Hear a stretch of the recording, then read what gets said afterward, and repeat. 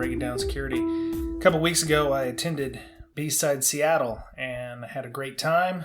A lot of great talks there, a lot of great people. Filled up a nice little conference area at Microsoft's Redmond campus at the headquarters there. Got to meet quite a few people, and I got to interview some of those people as well. So one of the people you hear is at JCase on Twitter. JCase gave us a talk about hacking the Google Pixel phones from HTC. We talked about some of the methods by which he does that and some of the mechanisms involved in making sure that you actually get a proper root on your phone or hack on your phone. John Sawyer can be found at JCase on Twitter, and had about a nice 10-minute conversation with him. One of the other things I did there was, and from what I understand, it's fairly unique. We had Sam Vaughn on, who is at sidechannel_org on Twitter. He does a crypto village. So we sat down and talked about setting up the crypto village, talking about various methods of implementation and various ciphers, and got our math geek on with regard to detecting ciphers. I actually got a book. I solved some of the level one, enough of the level one puzzles that I got a book, which I fully intend to read and maybe use some of that in next year's DerbyCon CTF if we can swing that. So that was a really great talk on that. Finally, Matt Domko came, and he was a speaker, and he came and talked about using Bro to analyze packets. He created a script that helps do that. He is at #cyber. That's the word hashtag. He'll explain it when we get in there. So so that was a great time. Definitely take the time to find your local B-sides and attend that. Some of them are quite small and intimate. Others are starting to pick up steam. When I went to this one the first time, this would be my third one I've been to. The first year I think had about 150 people, and now last couple weeks ago, I think they were pushing about 300. So they were pushing about the upper limits of the place that they were at. So it's really nice to see this get bigger, and then we're having people from all over the country come in. We had people. We had a gentleman from Chicago. At least the people that I talked to, Matt was from the Atlanta area. So all people are coming from all over the country just to talk at Bsides Seattle. So that's really great to see. And tickets are cheap, so you can't say, well, it's like RSA, a couple $1,000 to get a ticket. So you can always afford usually to get in at Bsides. So definitely check out where your local Bsides are. There's probably one within 100 miles of you anywhere in the U.S., and they're definitely becoming more of a thing overseas. So check those out. Bsides London is coming up soon, from what I remember. So if you are in the European area, there's at least Bsides London that I know of, and I'm sure there's others that are being done as well. So before we get to the show, I just wanted to mention you can find myself, Miss Berlin, and Mr. Betcher on Twitter. I'm at Bryan Break. Amanda Berlin is at InfoSister. That's INFOSYSTIR. And of course, Mr. Betcher is always at Betcherpwned, BOETTCHERPWNED. You can find the official show at Breaksec, BRAKESEC. And we're pretty much everywhere else. We're on Twitter, as I mentioned, LinkedIn, YouTube channel, iTunes, Google Play Store. Tell your friends. We have an RSS feed, and you can also find other links to our other places where you can find us in our show notes at breakingsecurity.com. Okay. Can't think of anything else. Comments, questions, or suggestions, just email us, bds.podcast@gmail.com. Okay. Everyone have a great week. See you later. All right, so it's Bryan here at Bsides Seattle. I'm with the first person of the day. We didn't have a keynote. That was weird. Keynote's at the end of the day, I think. Oh, they do reverse keynote, or That's they do what a the sign said. Oh, okay. I didn't see that. All right. So I'm here with on Twitter. He's at JCase. Welcome to our show. Thanks. Yeah. So you gave a talk on hacking the Google Pixel. Why did you do that?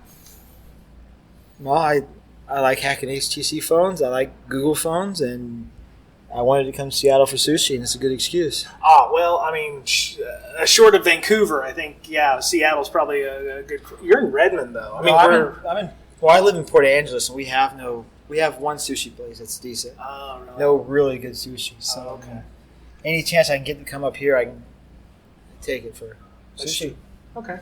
So you had several slides on there talking about what you went through to reverse engineer. You said you had boxes of phones. How do you? Obviously, you're not going to the Verizon store, the AT&T store, the Telus store to get your phones. Are you just buying like prepaid cellular phones? About half and half. Really? I buy a lot of prepaid ones because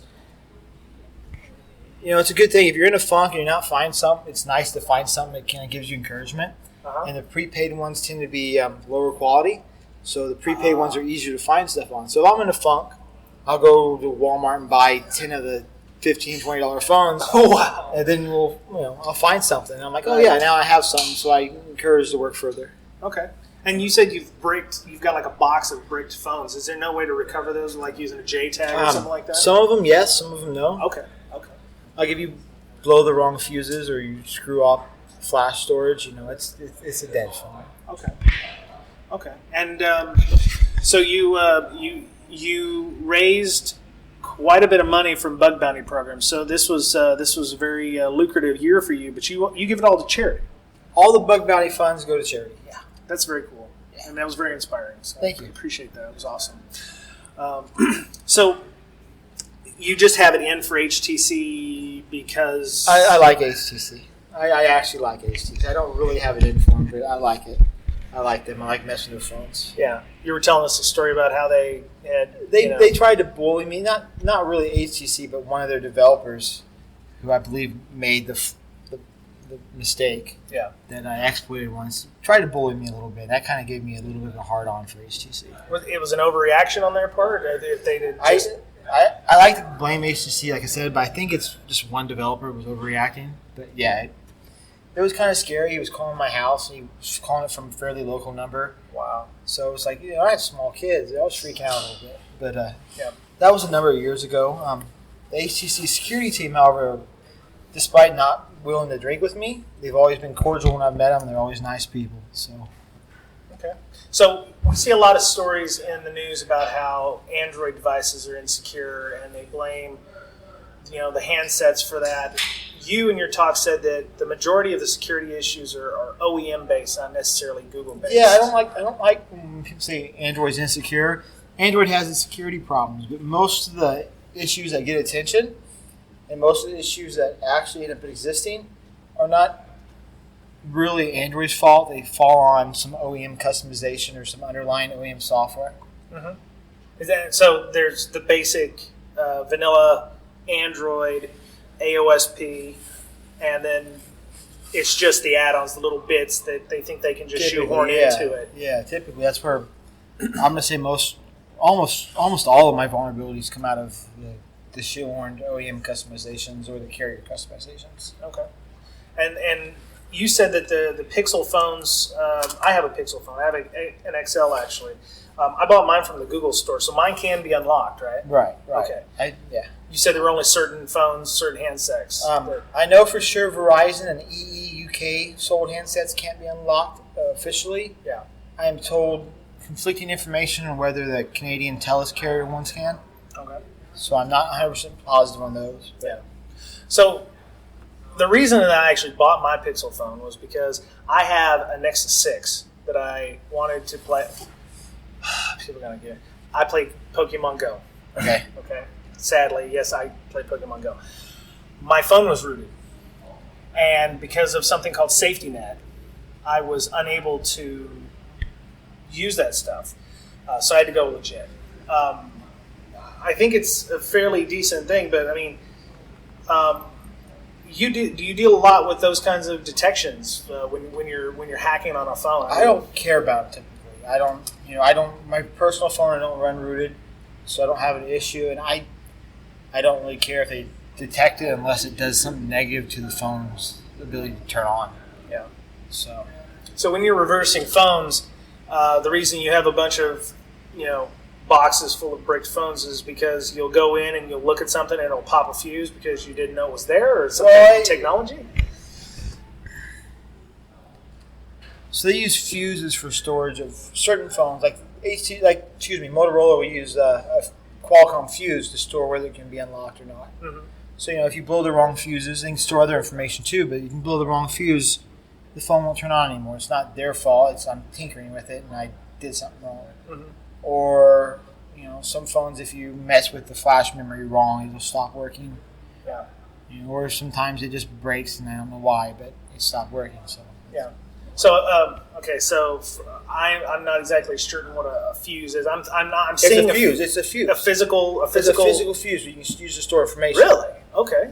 Yeah. It's like a little chip, No, it's a fuse. It's a fuse, literally a fuse. Okay. So what happens? You tamper with it. It sends voltage in the wrong area, and that fuse breaks.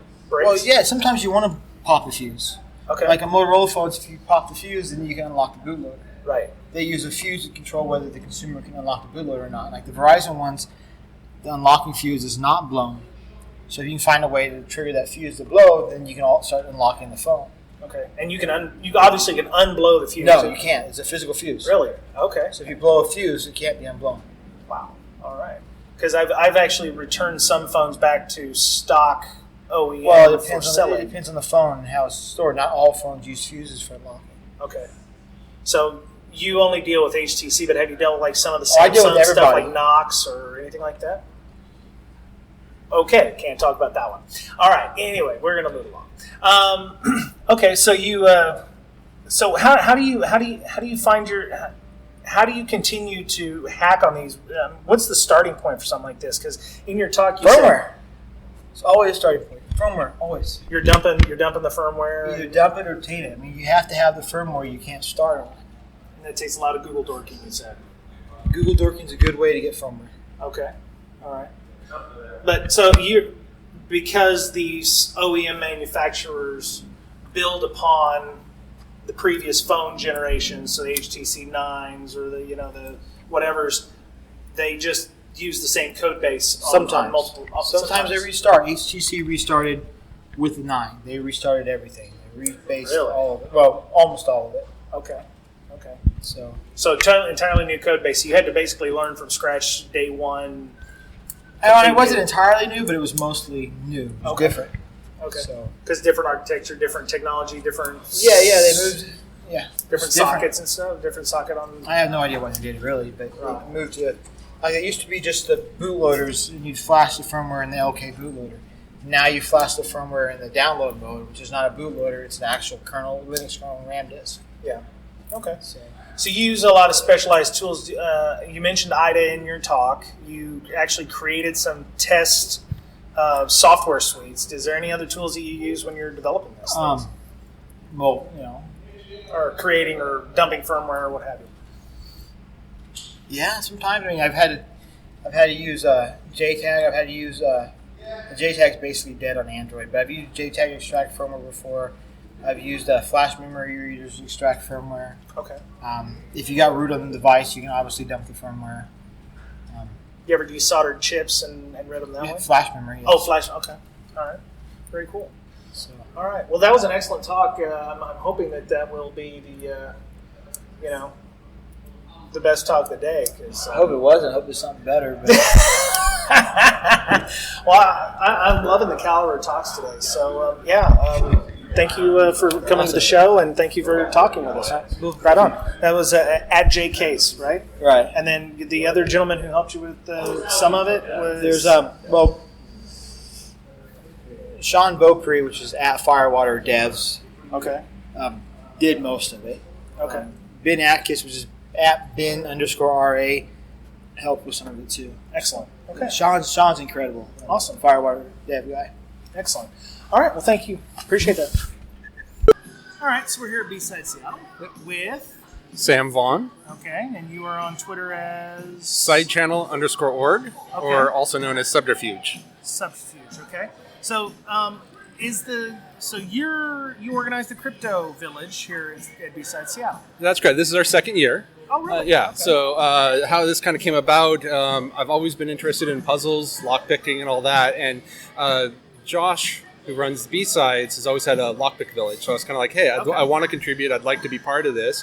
And so I don't remember exactly how it came up, but we decided we wanted to do a crypto challenge for this. And that's kind of what started this. And so I worked for a few months coming up with different ideas around puzzles and ended up on one. But I thought with that, it would be really cool to have a village along with this, or like an area so people could get an introduction to classic cryptography puzzles all the way up into some of the more advanced cryptos and puzzle ideas. Okay. And that's kind of how that started. I learned a lot from last year, both on the puzzle and on how to run this type of thing. So I've made some slight improvements this time around. Did you make it too easy last year? Or actually, last year I made it too hard. The classic problem that you always assume everyone's at your level. Right. And so I made what I thought was a decent challenge last year. And so I dialed it down a little bit and did some Visionaire ciphers and some more classic, but I completely ignored basic substitution ciphers. And I started to get people interested from the lockpick village, kids, all the way up to adults, but they had no idea what crypto was. And so I was spending a lot of time trying to ramp them up. And so this year I tried to have a real intro level so people can just dive right in and have some fun with that. And then tried to make it a progression. So you have a level 1, level 2, all the way up into some of the more custom stuff where you can start winning prizes such as books and other things. Right on. See, I think you gave me a little charity because I only got 3 of like the level 1s or something. No, actually, no. So those books are for people who solve those. And so my goal is for people that are interested, if you stay and you solve those, you're going to get a couple intro to crypto books because you have an interest. And that was the key for there. Some of the more larger larger prizes was if you solve the main puzzle. So like last year, I was introduced to a book called The Maze of Games. And so I put a hard copy up for whoever solved the main puzzle from last year. Did it get solved? About 6 months later. Six months later? Yeah, it was 3 people, I think over in Europe, had solved it. And so I had met with them down at DEF CON, given the book so they could actually have it. Okay. So for the level 1, since the people who are listening to this didn't go necessarily to B-Sides, right. What kind of ciphers do you put in a level 1 cipher challenge? Basic substitution. So if anyone's ever played like a cryptogram, which is basically A equals B, so if you shift the alphabet by 3 letters, or down like the Caesar cipher where you shift it by 13, those. For the next 2 ones that I actually did the straight substitution, but just scrambled. It wasn't a shift; it was a scramble of the alphabet, which was a random key. Yeah. But it was completely susceptible to frequency analysis, and so you should just be able to brute force it over a period of either 10 minutes to a couple hours, depending on the message. So if there's 10 U's, it might be a vowel, or also it would be like not just a frequency analysis, but like if you know most words have a consonant and a vowel, or there's 2 letters together, they mean like an SS or an NN or something like that, right? Absolutely, yeah. So you see 2 together, it's like a TT, SS. Yeah. And if you've got a single letter. The other thing that I did for the intro is I kept the spacing of the sentence. Yeah. So that really helps out. Typical, so like when you go to level 2, we'll do what they'll do is they'll normally erase the spacing and then group them into 5s to make it more confusing. Okay. Those are just as susceptible to brute force, but when you're working on them with pen and paper, it becomes a little bit harder because you're like, this doesn't look like a word. But that's the kind of stuff I started putting into the entry level, and that goes along with the books too, so that somebody can take it home, read about it, maybe go look online and try to solve from there. So if somebody was interested in doing this outside of a B-Sides or a con, what would be some of the references or resources you would look at? I would start with David Kahn's The Code Breakers. It's a real famous book that he wrote about the history of cryptography. Simon Singh's book, I think of also the same title. Those books would be a really, really good start. And you can Wikipedia. They've got a ton of stuff. That's how we started. Yeah. I was telling you about the CTF we did last year for DerbyCon. I just basically looked up, Playfair ciphers from the Wikipedia, and that was one of the stages in our system. I had to give people a clue because I wanted to kind of make it somewhat easy to figure out. But. Right, and that's the hard part. It's like when doing these puzzles, I know the rabbit hole I went down. Yeah. And so like when I did the one last year, so how do I create hints to get people to the right rabbit hole to go down? Right. And that was the fun part for me. I spent a lot of time laboring over just the hints and testing them out on different friends to say, hey, what do you think when you see this? And they'd be like, this. I'm like, oh, darn it. I got to go back and adjust it. The other bit that I wanted to do, there's a lot of online solvers now. Oh, yeah. And so I wanted the puzzles to be resistant to online solvers. So I tested like anything I could get my hands on. I was throwing my puzzles and stuff at to make sure that didn't give an unfair advantage to somebody actually wanting to use pen and paper versus somebody just that typed into Google, found one, and solved it that way. Oh, very cool. Yeah, I've seen a lot of CTFs where that's happened, where like the entry level crypto ones, somebody solves real quick because they're just using online solvers. Oh, right. Yeah.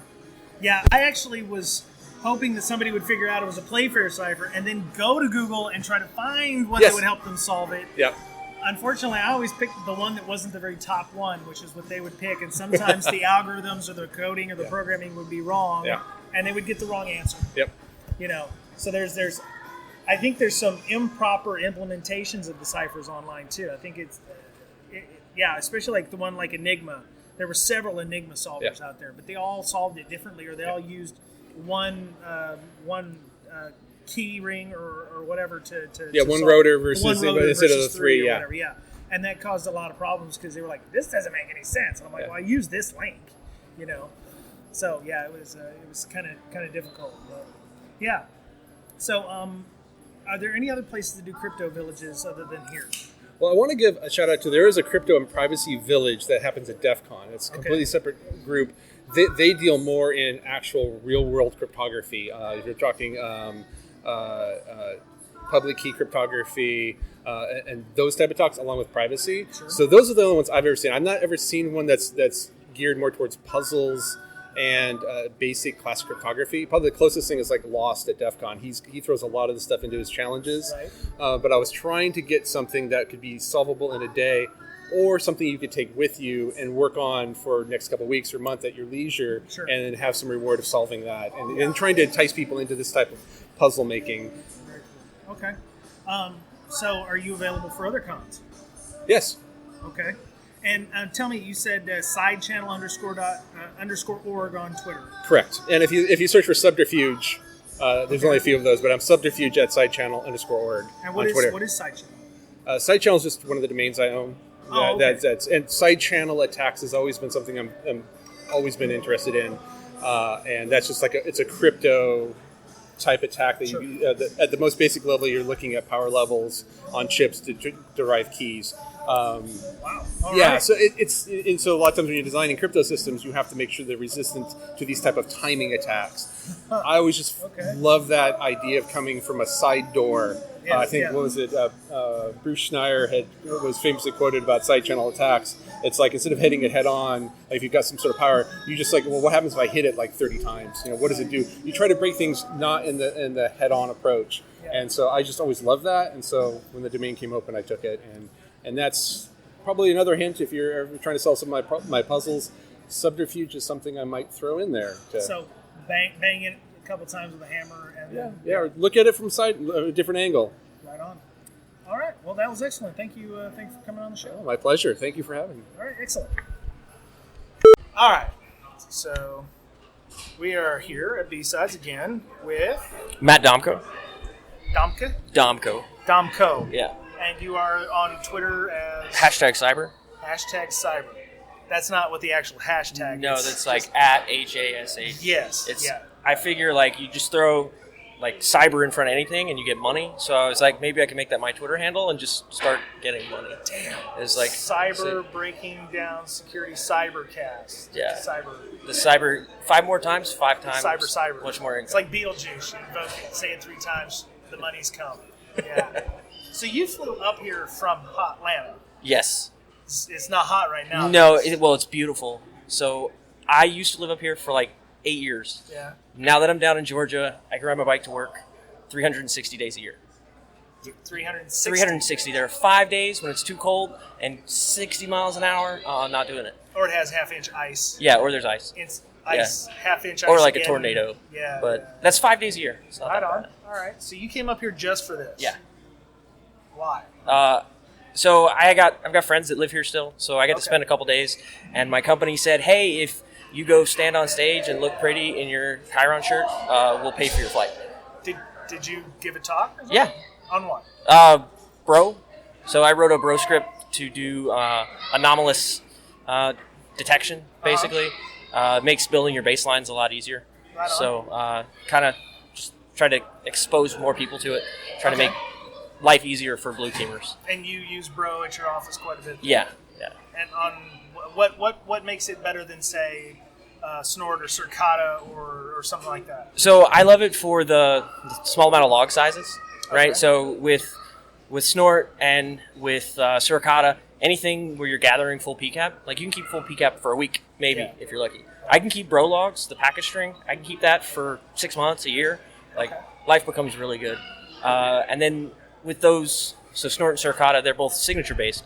So if you don't have a signature, it's useless. Sure. The guys that have been working on the Bro project, like, you can do anything with it, and it works. Yeah. That's why I love it.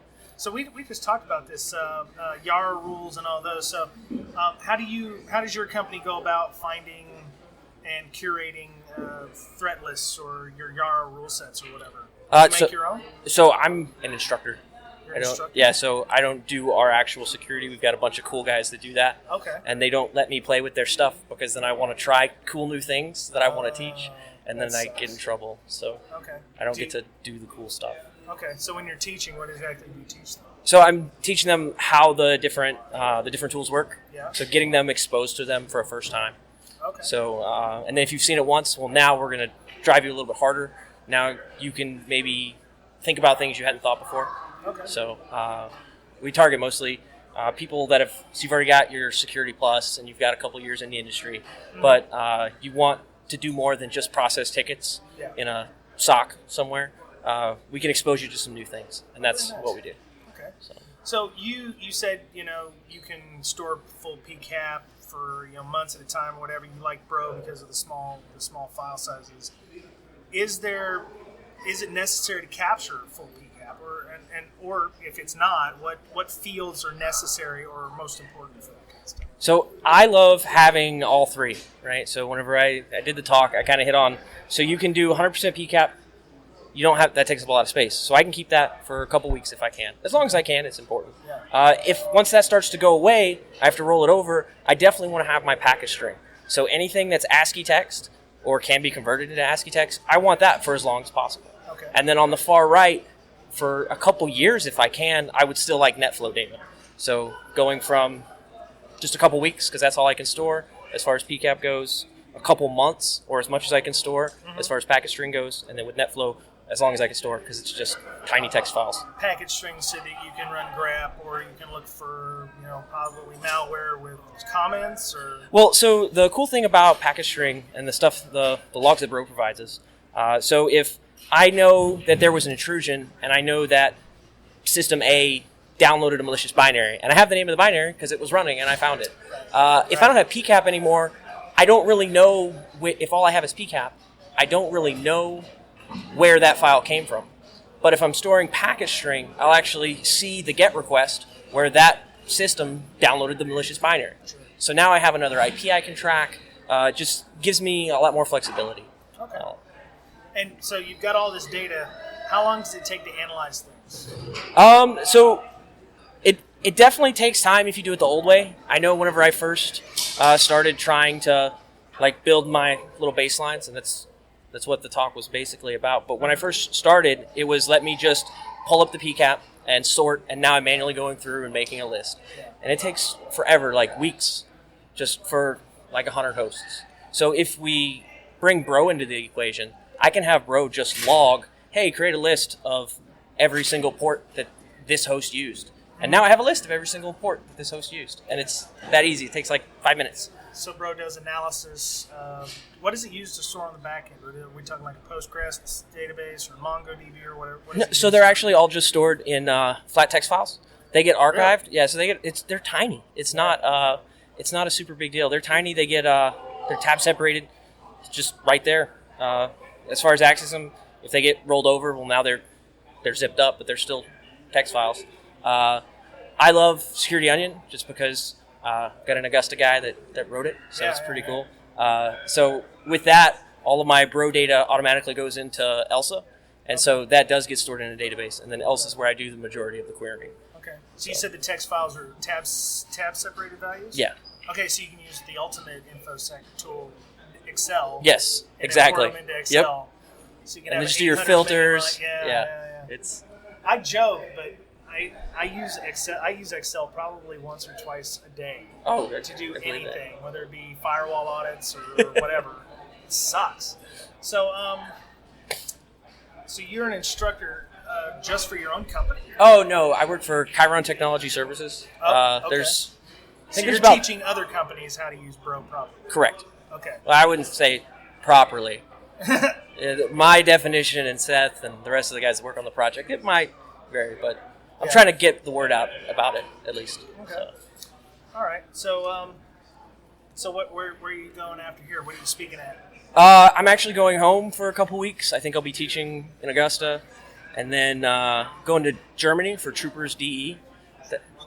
That's going to be amazing. What is that? It's like Europe's Black Hat almost. Is it run by the ERNW folks? Yep, it's run by ERNW. Okay, yeah. Paul Coggin told me about those folks. They're really doing some next level shit. Yeah, I can't believe they accepted me. I don't understand.